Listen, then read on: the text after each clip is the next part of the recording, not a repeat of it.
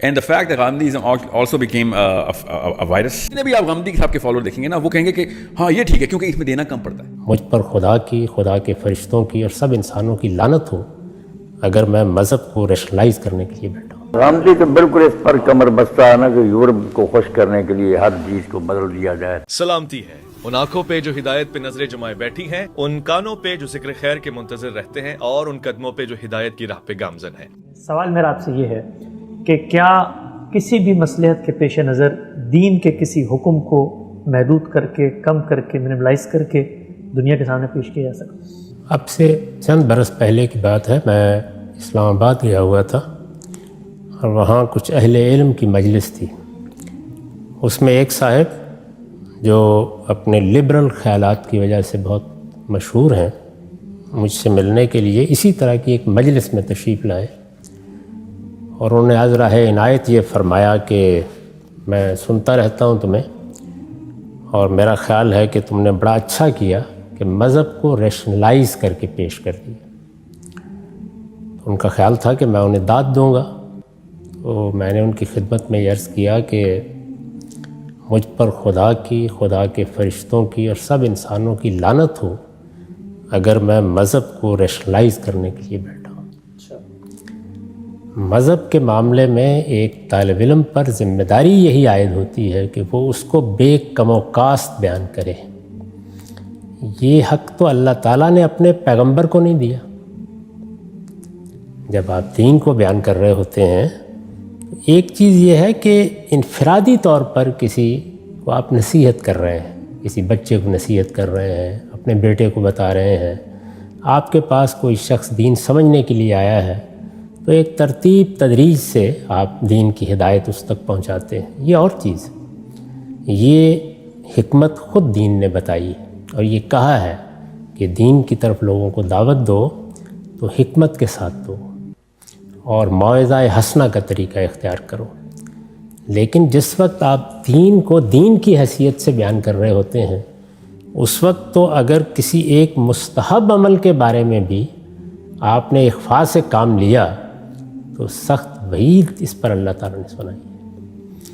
मेरा मामला ये है कि यूँ तो नहीं है कि मैं कुछ लोगों को दीन की दावत देने के लिए गया था या मैंने किसी महल्ले में जाकर लोगों से दीन की बात की और किसी ने उसको सुना और वहाँ मैंने बाज़ चीज़ों को नहीं वाज़ेह किया तो उससे ये हुस्न ज़न कायम हुआ कि ये दीन की मसलहत है जिसको सामने रख कर गालिबन इन्होंने ये बात इस वक्त बयान नहीं की. मैंने दीन पर मीज़ान के नाम से किताब लिखी है और वो इस ऐलान के साथ लिखी है कि इसमें मैंने वो पूरा दीन बयान कर दिया है जो मेरे नज़दीक अल्लाह का दीन, यानी अल्लाह ताला ने जो दीन दिया है और पैगंबरों की वसातत से दिया है, उसकी पूरी हिदायत इस किताब में मैंने अपने फ़हम के मुताबिक, यानी इस्लाम एज़ आई अंडरस्टैंड इट, बयान कर दी. तो सवाल ये है कि वो किताब तो अब 2007 से शाये हो चुकी और हज़ारों की तादाद में लोगों तक पहुँच गई है. तो ये बताया जा सकता है कि वो कौन सा दीन का हुक्म है कि जिसको मैं दीन का हुक्म तो समझता हूँ लेकिन मैंने मसलहतन उस किताब में बयान नहीं किया.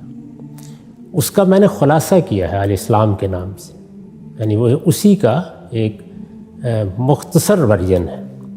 उसको भी आप देख लीजिए, उसमें भी पूरा का पूरा दीन अपनी असल और असास के लिहाज से बयान हो गया है. तो इस वजह से मैं इस पर इसके सिवा क्या तबसरा कर सकता हूँ कि हर से अज़ दोस्त मीर असद नेकोस्त. आप फरमाते भी हैं कि दीन तो चंद अहकामात का नाम है, लोग इसको भी बहुत कोट करते हैं. कहा जाता है कि नबी और रसूल का फ़र्क करके दीन के बहुत बड़ी तादाद के अहकामात थे जिनको आपने रसूलों के साथ, उनकी कौमों के साथ ख़ास कर दिया, उनके मुखातबीन के साथ ख़ास कर दिया है. इसी तरह हदीस और सुन्नत के माबैन फ़र्क करके बहुत बड़ी तादाद थी दीनी अहकामात की जो हदीस में बयान हुए हैं, उनको भी महदूद कर दिया और चंद गिनी चुनी सुन्नतें आपके नज़दीक हैं. और इसी तरीके से कहा जाता है कि शरीयत और फ़िक़्ह का फ़र्क करके आपने जो बहुत बड़ी दीनी अहकामात की तादाद थी जो हमारी फ़िक़्ह में बयान होती है उस पर बहस की जाती है, उनको भी दीन के दायरे से निकाल के अलग कर दिया है दीन से. और इसके नतीजे में दीन अब चंद महदूद अहकामात का नाम होकर रह गया है. सवाल मेरा आपसे ये है कि ये जो कुछ आपने किया है کیا یہی 3 چیزوں کے اندر آپ کے ہاں کوئی فکری تبدیلی پائی جاتی ہے روایتی نظام فکر سے، اور کیا اس کے نتیجے میں دین محدود ہوا یا نہیں ہوا؟ میرا خیال ہے کہ آخری چیز زیادہ اہم ہے، اسی سے بات کی ابتدا کر لیتے ہیں۔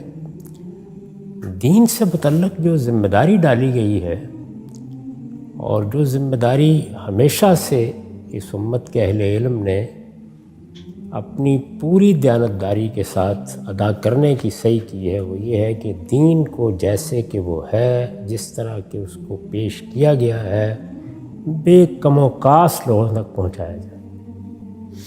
اس میں ادنا درجے میں بھی اپنی طرف سے کوئی چیز نہیں کی جا سکتی، بے کم و کاست۔ اب جس طرح یہ چیز اہمیت رکھتی ہے کہ دین کی کوئی چیز ہو اور وہ اس سے نکل نہ جائے، اسی طرح یہ چیز بھی بڑی اہمیت رکھتی ہے کہ کوئی چیز دین کی نہیں تھی اور وہ اس میں داخل ہو گئی۔ تو دونوں کام بہت دقت نظر سے کرنا پڑتے ہیں، لازماً کرنا پڑتے ہیں۔ اس میں ظاہر ہے کہ اختلافات بھی ہو جاتے ہیں، مختلف اہل علم کے مابین اختلافات ہو جاتے ہیں۔ پہلے دن سے یہ اختلافات صحابہ کرام میں ہوئے، بعض چیزوں کو سمجھنے میں، تابعین میں ہوئے، تبع تابعین میں ہوئے، ائمہ فقہ میں ہوئے، اسی طرح سے دوسرے جلیل القدر علماء میں ہوئے، ہوتے رہے ہیں، اس وقت بھی ہو رہے ہیں۔ اس کو اس انداز سے مبالغے کے ساتھ تعبیر کرنا یہی مسائل پیدا کرتا ہے۔ یعنی بات جتنی ہے اگر اتنی کہی جائے اور اسی طرح اس کو بیان کیا جائے تو نوعیت پھر بڑی سادہ ہو جاتی ہے، اس کو سمجھنا بھی آسان ہوتا ہے، اگر وہ تنقید ہے تو اس کا جواب دینا بھی آسان ہوتا ہے۔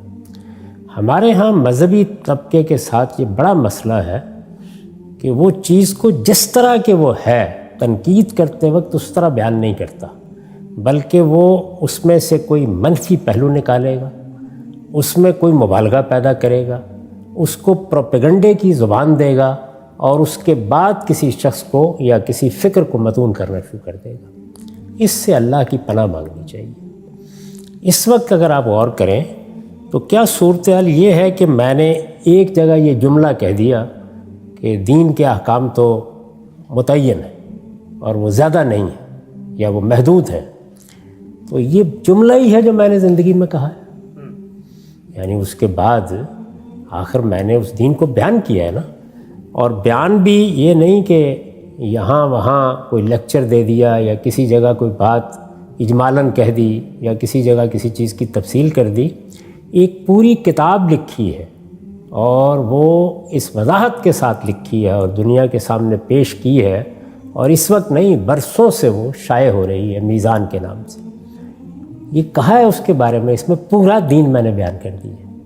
تو ذرا وہاں پہ شمار کر کے دیکھیں، یعنی کیا فی الواقع ایسا ہی ہے کہ کوئی 2-4 چیزیں رہ گئی ہیں 10-20، باقی میں نے نکال دی ہیں؟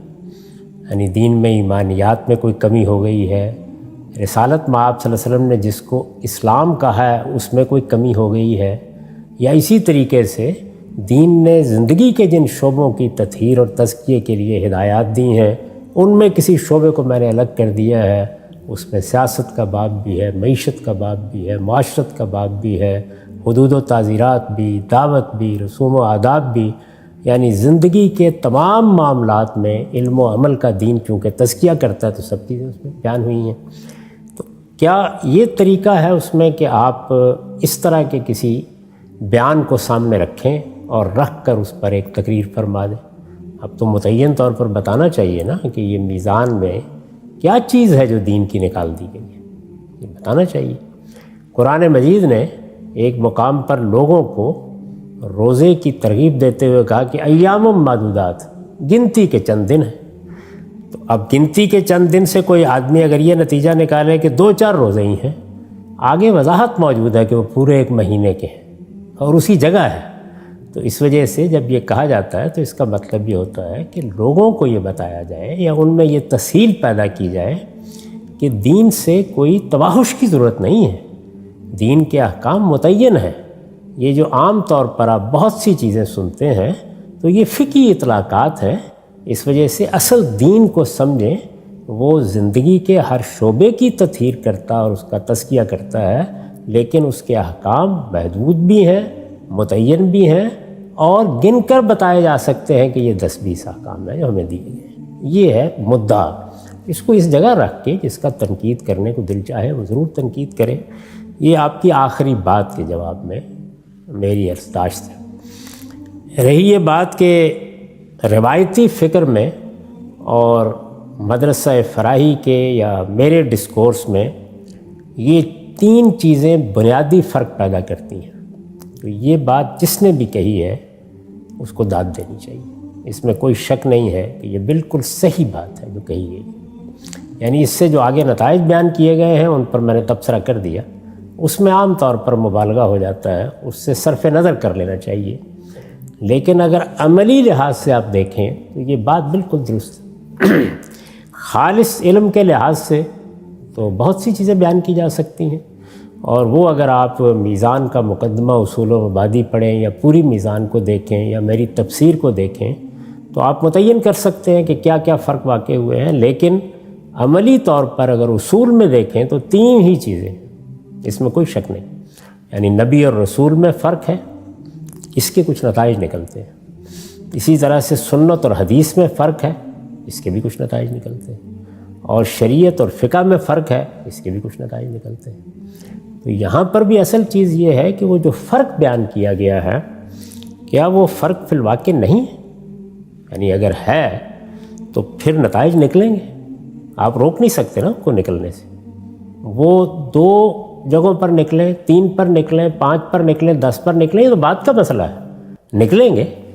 تو گفتگو اگر علمی طریقے سے کرنی ہے اور ہمارے اس مدرسہ فکر پر نقد کرنا ہے تو کوئی شبہ ہی نہیں کہ یہ تینوں چیزیں ہیں جو عملاً اثر انداز ہوتی ہیں، اور میں سمجھتا ہوں کہ اگر یہ بات بیان کی گئی ہے تو یہ بڑی دیانت کی بات ہے، کیونکہ یہ چیز کہ نبی اور رسول میں فرق کے نتیجے میں بعض احکام پر اثر پڑتا ہے یہ تو ایک حقیقت ہے، لیکن اسی بات کو اگر یوں بیان کیا جائے کہ نیت میں کوئی خرابی ہو گئی، کسی مصلحت کو سامنے رکھ کر دین میں کوئی کمی بیشی کر دی گئی ہے، تو اندازہ کر سکتے ہیں کہ یہ کس حد تک تکلیف دہ بات ہوگی ایک مسلمان کے لیے، اور یہ کہتے وقت 1000 مرتبہ آدمی کو سوچنا چاہیے کہ وہ کیا بات کہہ رہا ہے۔ لیکن اگر کسی صاحب علم نے اس کو اس طرح بیان کیا ہے کہ چونکہ یہ اس چیز میں فرق کرتے ہیں تو اس سے بعض احکام کے معاملے میں یہ فرق بھی واقع ہوتا ہے کہ یا وہ باقی نہیں رہتے یا ان کے لیے کوئی تخصیص وجود میں آ جاتی ہے، تو یہ بڑا صحیح طریقہ ہوگا بیان کرنے کا، یعنی اگر بات کو اس طرح بیان کیا جائے تو پھر لوگوں کی سمجھ میں بھی آئے گی، اور یہ بھی اندازہ ہوگا کہ اچھی علمی تنقید کے لیے ان مبادی کا خیال رکھنا کتنا ضروری ہے۔ اسی طرح جب آپ یہ کہیں گے کہ یہ سنت اور حدیث میں فرق کرتے ہیں تو یہ ایک حقیقت کا بیان بھی ہے، اور اس سے آپ ہماری بات بھی ٹھیک طرح سے سمجھ سکیں گے اور تنقید کرنے والے کی تنقید کو بھی اچھی طرح سمجھ سکیں گے۔ لیکن اس کو مبالغے میں لے جا کر اگر آپ یہ کہیں گے کہ یہ تو منکر حدیث ہوگا تو یہ ظاہر ہے کہ ایک غلط بیانی بھی ہوگی، یہ ایک سفید جھوٹ ہوگا، اور یہ بات جب بیان کی جائے گی تو کچھ ہی وقت کے بعد بیان کرنے والوں کی اپنی حیثیت عرفی ختم ہو جائے گی، کیونکہ لوگ جب یہ دیکھیں گے کہ یہاں تو ایسی کوئی بات نہیں، یعنی میری کتاب میں 1200 سے زیادہ روایتیں میں نے نقل کی، 1200 سے زیادہ میزان میں، اور میں خود حدیث ہی پر کام کر رہا ہوں، زندگی کا آخری پروجیکٹ یہی ہے، شب و روز اسی میں ہوں، تو یہ بات کسی کو باور نہیں آئے گی، یہ اب کہی جائے گی، ہوا میں تحلیل ہو جائے گی۔ لیکن اگر اسی بات کو اس طرح بیان کیا جائے کہ ان کے ہاں ان 2 چیزوں میں فرق ہے اور اس فرق کے کچھ نتائج نکلتے ہیں، تو یہ بڑی صحیح بات ہوگی، یہ صحیح تنقید ہوگی اگر یہ تنقید ہے۔ اور ظاہر ہے کہ اس کے بعد پھر بڑا آسان ہو جاتا ہے کہ فرق پر بات کی جائے اور اس کے استدلال پر گفتگو کی جائے، پھر یہ پروپیگنڈے کا موضوع نہیں رہے گا، علم کی دنیا کی چیز بن جائے گی، یعنی اب تنقید ہونا شروع ہو گئی۔ اسی طریقے سے تیسری چیز کو لیجئے کہ یہ شریعت اور فقہ میں فرق کرتے ہیں، یقیناً کرتے ہیں، اس میں کوئی شبہ ہی نہیں ہے 10 مرتبہ، لیکن یہ کہ اسی بات کو آپ مبالغہ کر کے یہ کہیں کہ کہتے ہیں کہ فقہ کو کوڑے دان میں پھینک دیں، بات وہی ہے لیکن اس بات کو آپ نے کہاں پہنچا دی، وہ اصل بات ہے۔ فقہ ہوا اور پانی کی طرح ہماری ضرورت ہے۔ یعنی آپ دیکھیے کہ اجتہاد پر جو میرا مضمون ہے اور جو میری کتاب مقامات میں ہے، اسے میں نے یہی الفاظ لکھے ہیں، یہ تو ہوا اور پانی کی طرح کی ضرورت ہے، اس لیے کہ زندگی کے احوال وہ اتنے گوناگون اور اتنے بدلتے ہوئے ہیں کہ ہر وقت یہ ضرورت ہوتی ہے کہ دین میں جو باتیں کہی گئی ہیں ان کا سوسائٹی کے ساتھ، افراد کے ساتھ، حالات کے ساتھ تعلق واضح کیا جائے، ریلیشن واضح کیا جائے۔ تو یہ ریلیشن جب آپ پیدا کرتے ہیں اور بدلتے ہوئے حالات اور نئی صورتوں کے ساتھ پیدا کرتے ہیں تو یہ کیا ہے؟ یہ اجتہادی عمل ہے، اسی سے فقہ وجود میں آتی ہے۔ تو یہ ہوا اور پانی کی طرح ضرورت ہے، لیکن فرق کرتے ہیں، یہ بالکل صحیح بات ہوگی۔ یعنی وہی بات اگر آپ اس طرح بیان کر رہے ہیں تو آپ مبالغہ بھی کر رہے ہیں، آپ ایک غلط بات بھی کر رہے ہیں، آپ ایک بہتان بھی لگا رہے ہیں۔ اور اگر اسی بات کو اس طرح بیان کیا جائے تو یہ بالکل ٹھیک علمی طریقہ ہوگا، دیانتداری کی بات ہوگی۔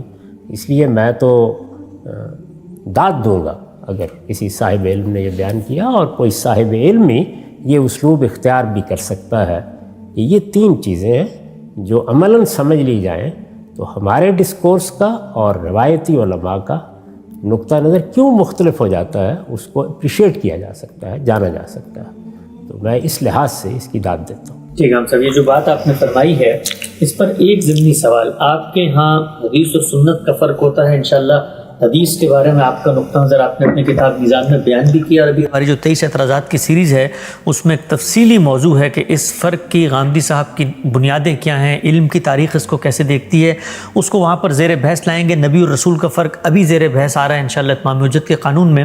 لیکن ایک سوال اس فرق میں آپ سے پوچھتا ہوں اور عملی اطلاق کے لحاظ سے پوچھتا ہوں، اگر شریعت اور فقہ میں فرق ہے اور فقہ کو ہم الگ کرتے ہیں، دین اور شریعت کو ہم بتاتے ہیں کہ یہ شریعت اور خدا کے احکامات ہیں، تو پھر یہ جو آپ روز میرے ساتھ بیٹھ کے گفتگو کر رہے ہوتے ہیں، میں آپ سے پوچھتا ہوں جی یہ انسانی سینے میں سور کا دل لگا دیے، دین کیا کہتا ہے؟ تو آپ جواب دیتے ہیں۔ ہم پوچھتے ہیں جی کہ کرونا وائرس آ گیا ہے، باجماعت نماز کیسے ادا کریں؟ تو آپ جواب دیتے ہیں۔ تو پھر یہ جو کچھ آپ پورا دن مجھے بیان کر رہے ہوتے ہیں یہ دین نہیں ہوتا کیا؟ دیکھیے بات یہ ہے کہ یہاں الفاظ کیا ہیں، شریعت اور فقہ میں فرق ہے۔ یعنی شریعت کیا ہے؟ اللہ کا حکم، اللہ تعالیٰ نے اپنے پیغمبر کے ذریعے سے جو قانون ہمیں دیا ہے اس کو شریعت کہتے ہیں۔ ٹھیک، اور یہ قانون سنت کے ذریعے سے دیا گیا ہے، قرآن کے ذریعے سے دیا گیا ہے۔ بلکہ میرے نزدیک تو بہت سے معاملات میں سنت اصل کی حیثیت رکھتی ہے، قرآن اس کی وضاحت کرتا ہے، اور بعض معاملات میں قرآن اصل کی حیثیت رکھتا ہے اور سنت اس کی وضاحت کرتی ہے۔ دونوں اصل ہیں اور دونوں کے ذریعے سے یہ دین ہمیں دیا گیا ہے، اور اس دین کے دو حصے ہیں۔ ایک کا تعلق ہے دین کے فلسفے سے، دین کے مبادی سے، وہ ایمان و اخلاق کی چیزیں ہیں، اور دوسرے کا تعلق ہے قانون سے، شریعت سے۔ تو یہاں شریعت زیر بحث ہے۔ تو شریعت اللہ کا حکم ہے، یعنی جو ہمیں اللہ تعالیٰ کی طرف سے مل گیا۔ اب ظاہر ہے کہ جو حکم مل گیا ہے اس حکم میں کوئی نئی صورت پیش آ گئی ہے، نیا معاملہ پیش آ گیا ہے، یا کوئی حکم اجمال میں دیا گیا تھا، آپ نے اسے اطلاق کی تفصیل میں بدلا ہے۔ تو یہ کام ہم اصل میں عقلی طور پر کر رہے ہوتے ہیں۔ یہاں ہمارے پاس استدلال کے لیے قرآن کی آیت نہیں ہوتی، پیش کرنے کے لیے اللہ کے پیغمبر کی جاری کردہ سنت نہیں ہوتی، عقلی استدلال کر رہے ہوتے ہیں۔ تو عقلی استدلال جب ہم کر رہے ہوتے ہیں تو اسی کو اجتہادی اطلاق کہا جاتا ہے۔ اس کے بارے میں واضح کرنا چاہیے کہ اس میں اور شریعت میں فرق ہے، وہ اصل ہے، یہ اس کی فرع ہے، اور اگر آپ اس میں فرق نہیں کریں گے تو آپ اصل اور فرع کو خلط ملط کر دیں گے، ان کے مرتبے کو ایک کر دیں گے، ان کے متعلق رویوں کو ایک کر دیں گے۔ پہلی چیز کے لیے سمجھنے کے اصول اور اس کے بارے میں تعلق اور قائم ہونا چاہیے، اس میں آپ قرآن کی طرف جائیں گے، سنت کی طرف جائیں گے، وہاں سر تسلیم خم۔ یہاں ایک بڑا امام ہے، بڑا فقیہ ہے، بڑا عالم ہے، اس نے عقلی استنباط کیا ہے، تو یہ استنباط بالکل درست ہوگا۔ اس سے بعض موقعوں کے اوپر اللہ تعالیٰ کا منشا معلوم ہوتا ہے کہ وہ ہمارے فہم کے لیے چھوڑ دیا گیا تھا، اس کو بیان کیا، لیکن اس میں آپ جانتے ہیں کہ بے پناہ اختلافات کا امکان ہوتا ہے، اور پھر یہ کہ غلطیوں کا بھی بہت امکان ہوتا ہے۔ تو اس لیے اس کو الگ کیا جائے، یعنی یہاں کسی چیز کا انکار نہیں ہو رہا، الگ رکھیں اور اس کے مرتبے پر رکھیں۔ یعنی الگ رکھیں، شریعت کو بیان کریں تو فقہ کو اس کے ساتھ ملا کے نہ بیان کریں۔ یہی بات ہے نا جو میزان کے خاتمے میں لکھی ہے کہ اس کتاب میں فلسفہ، تصوف، کلام، فقہ کو الگ کر دیا گیا ہے، اور اس آمیزش سے الگ کر کے قرآن و سنت کی بنیاد کے اوپر جو اصل دین ہے اسے بیان کر دیا گیا ہے۔ تو دوسری چیز یہ ہے کہ آپ اصل اور فرع کو ایک جگہ رکھ دیں گے تو لوگ نہ یہ جان سکیں گے کہ اصل کیا ہے، نہ یہ جان سکیں گے فرع کیا ہے۔ تو یہ الگ کرنا، الگ رکھنا، الگ طریقے سے بیان کرنا، یہ ناگزیر ہے۔ یہ جو جملہ میری طرف منسوب کیا جاتا ہے کہ اس سے فقہ کے انبار کو ہٹا دیا جائے، تو یہ کوئی مذمت کا جملہ نہیں ہے، یہ اس حقیقت کا بیان ہے کہ جس وقت دین کے اجمالی احکام کو ہم تفصیل میں بدلتے ہیں تو ایک دنیا ہے جو ہم وجود میں لے آتے ہیں، اس میں دسیوں باتیں ہیں۔ میں اس کی ایک مثال دیتا ہوں، آپ شاید سمجھ سکیں۔ یہ چیز کہ ہم نے دین میں کسی حکم کو جانا، قرآن میں تھا، سنت میں تھا، سمجھ لیا، اس کی علت متعین کی، اور پھر کسی صورتحال پر اس کا اطلاق کر کے توسیع کر دی۔ جیسے ابھی یہ زیر بحث آیا کہ انسان کے سینے میں سور کا دل، ایک مسئلہ آ گیا نا، ابھی چونکہ حال کا مسئلہ ہے، آدمی تو چلا گیا، مسئلہ باقی اور جاری رہے گا، اس پر بحث ہوتی رہے گی۔ وہاں کیا مسئلہ درپیش تھا؟ وہاں مسئلہ درپیش یہ تھا کہ سور کا کھانا منع کیا گیا ہے، کھانے کے بعد کیا ہوتا ہے، یعنی وہ چیز جو ہم کھاتے ہیں وہ جزو بدن بن جاتی ہے، تو کسی چیز کو اٹھا کر خود جزو بدن بنا لیا جائے، نتیجہ تو ایک ہی نکلا۔ تو فرق کیا ہے دونوں میں؟ اب یہ فرق کیا ہے، اس میں ایک آدمی کہہ سکتا ہے بہت فرق ہے، دوسرا کہہ سکتا ہے کوئی فرق نہیں۔ تو یہ عقلی استنباط ہوا نا۔ تو یہاں آپ نے کیا کیا، جب آپ نے کہا کہ نہیں یہ بھی ممنوع ہے تو حکم میں توسیع کی، یعنی ایک کھانے سے متعلق حکم تھا، اس کا اطلاق ایک نئی صورت پر کر دیا۔ یہ جزوی معاملات ہوتے ہیں، ان کو آپ اگر ذیل میں بھی بیان کر دیں شریعت کے تو پھر بھی گوارا ہو جائے گا، اس لیے کہ ایک جزوی سا معاملہ ہے۔ میں تو نہیں کرتا، میں نے اپنی پوری کتاب میزان میں اور الاسلام میں یہ طریقہ نہیں اختیار کیا، اور زور دیتا ہوں اس بات پر کہ ایسا نہیں کرنا چاہیے، لیکن کر بھی دیں تو چلیے ایک جزوی قسم کا معاملہ ہے۔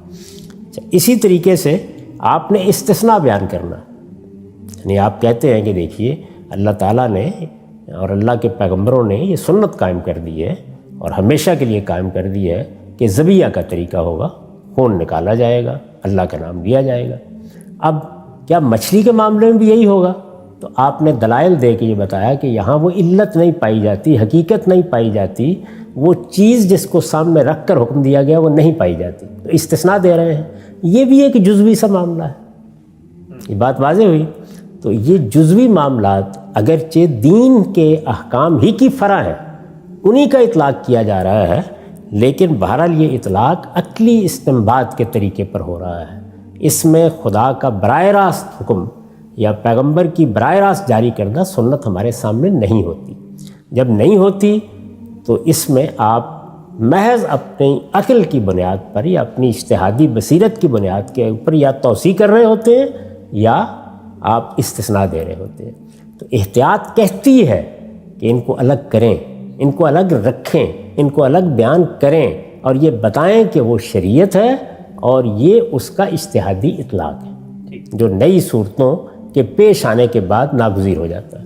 لیکن اب ایک مثال دیکھیے ذرا کہ وہاں کیا ہوتا ہے۔ دین نے یہ کہا کہ امرہم شورا بینہم، مسلمانوں کا نظم، مسلمانوں کا نظام، مسلمانوں کا اجتماعی نظم، جب بھی وہ کوئی ایسی چیز پیدا کرتے ہیں جس میں سب مل کے کوئی کام کرتے ہیں، جیسے ریاست کا نظام ہے، یہ لوگوں کی رائے پر مبنی، یا ایک جملہ ہے۔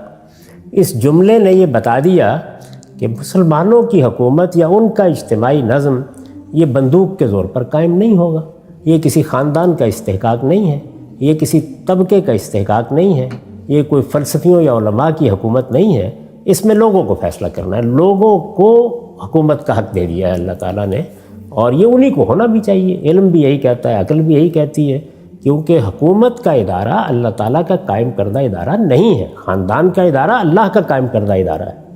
یہ لوگوں نے اپنی ضرورت کے تحت قائم کیا ہے، تو چونکہ لوگوں نے قائم کیا ہے تو لوگوں ہی کو فیصلے کا حق بھی ہے۔ تو امرہم شورا بینہم، اب اس امرہم شورا بینہم پر ہم نے عمل کرنا ہے۔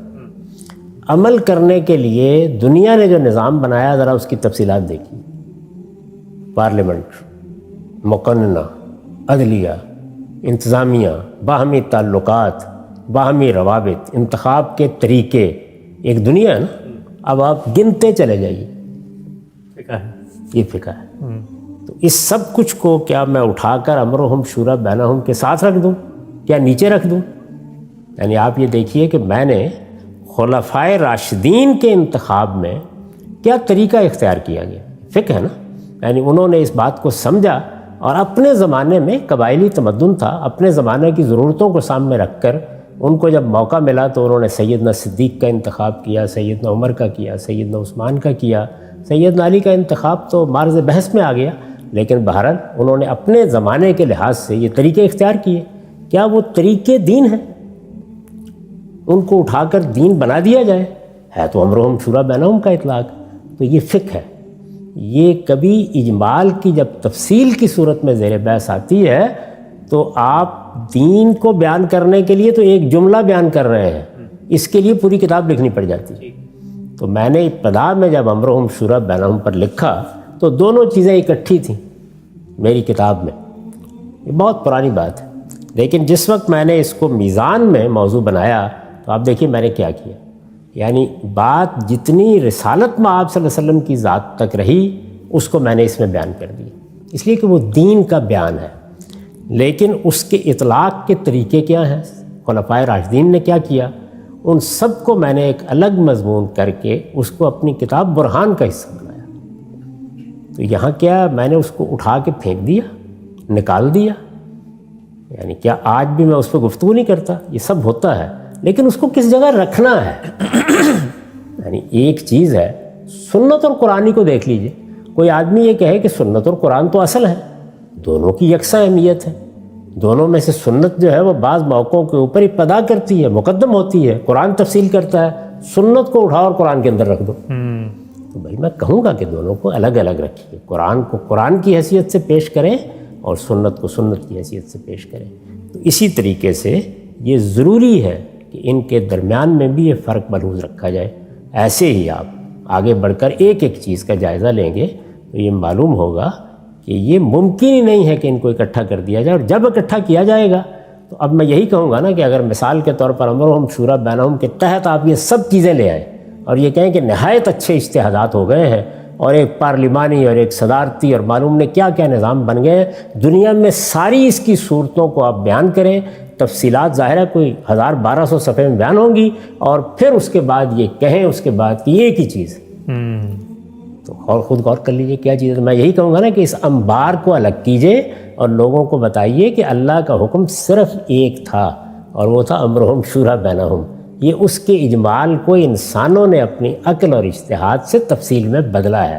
یہ فقہ ہے، اس کو عزت کی نگاہ سے دیکھیں گے، بیان بھی کریں گے. یہ ہماری ضرورت ہے ہوا اور پانی کی طرح، لیکن اس کو نہ برابر رکھیں گے، نہ اس کی جگہ دیں گے، اور نہ ان کو خلط ملط کر کے کبھی پیش کریں. امام صاحب، یہ جو پوری بات آپ نے بیان فرمائی ہے میں اپنی ظالمانہ انڈرسٹینڈنگ آپ کے سامنے رکھتا ہوں اور چاہوں گا کہ اگر یہ خلاصہ ٹھیک ہے تو آپ اس کی تائید فرمائیں، اور اگر اس میں کوئی کمی ہے تو اس میں توسیع کر دیجئے گا.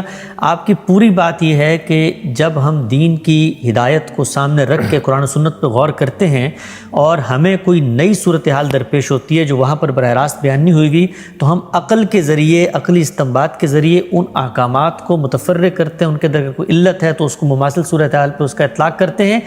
عقلی استدلال جب آپ فرما رہے ہیں انسان عقلی استدلال کرتا ہے تو مطلب یہ ہے کہ بنائے استدلال تو قرآن و سنت میں موجود ہوگی، لیکن عقلی اجتہاد سے جب وہ اطلاق کرے گا تو ان کو الگ کریں. تو پھر ہمارے ہاں جو یہ فقہ کے اندر مثال کے طور پہ قرآن میں اصول بیان ہوا تھا کہ بھئی اموال باطل طریقے سے نہیں کھانے، ضرر غرر کے ذریعے نہیں معاملہ کرنا، تو اب جو پوری کتاب البیوع 200 صفحے کی آئی ہے اس سے ہم اطلاق میں اختلاف بھی کر سکتے ہیں. اس کو شریعت بنا کر آج کے دور میں آپ یہ نہ کہیں کہ پوری دنیا میں جو لین دین ہوگی اس کو تو ہم امام حنیفہ، امام شافعی کی فقہ کی کتاب میں جو کچھ اصول لین دین کے بیان ہوئے اس کی روشنی میں دیکھیں گے.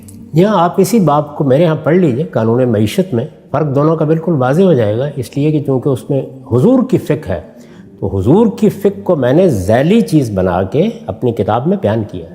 قرآن اور سنت کو اوپر رکھا ہے اور نیچے اس کو رکھا ہے. تو چونکہ فقہ النبی بیان ہوئی ہے تو آپ سمجھ سکتے ہیں کہ دونوں کا باہمی تعلق کیا ہے. لیکن اب فقہ ابی حنیفہ یہ تو میں نہیں رہوں گا یہاں پہ، کیونکہ وہ اب پیغمبر نہیں ہے. پیغمبر کا علم تو بے خطا علم ہوتا ہے. تو فقہ کو بھی میں نے اٹھایا ہے، لیکن فقہ نبی کو اٹھایا ہے اور اٹھا کے رکھ دیا ہے ذیل نیچے. ٹھیک ہے ہم صاحب آخری نقطہ، اس کے بعد خاتمہ کرتے ہیں، وقت بڑھ رہا ہے. یہ جب آپ بات کرتے ہیں بار بار ریکنسٹرکشن، تو وہ اصل میں یہ اجتہادی اطلاقات جن کو دین بنا لیا گیا ہے، ان کی ریکنسٹرکشن کر کے بتایا جائے کہ دین یہ ہے، پیور ہے، الگ ہے، اور یہ انسانی فہم، انسانی فکر، اس کے نتیجے میں جو دینی فکر ڈیولپ ہوئی یہ ہے، اس کو ریوائز کرنا ہے، دین کو ریوائز نہیں کرنا. دین کو ریوائز کرنے کی جسارت کرنے کے بعد تو آدمی کو پھر اپنے آپ کو مسلمان کہنا ہی نہیں چاہیے. دین تو اللہ کا دین ہے، اللہ کے پیغمبر کی ہدایت ہے. اس کو بے کم و کاست سمجھنا، بے کم و کاست ماننا، بے کم و کاست پہنچانا، یہی دین ہے. اس سے ادنا انحراف بھی آدمی کو کفر تک لے جاتا ہے. اس کا تو کوئی سوال ہی نہیں. دین کا علم یعنی دین کا فہم، وہ فہم قرآن و سنت کا ہو یا وہ اس نوعیت کے اجتہادی اطلاقات ہوں، یہ انسانی کام ہے اور اس کی ریکنسٹرکشن کی ہر وقت ضرورت ہوتی ہے. یعنی یہ ایک دن کے لیے بھی یہ کام بند نہیں ہونا چاہیے. ہمارا وقت یہاں پہ ختم ہوتا ہے.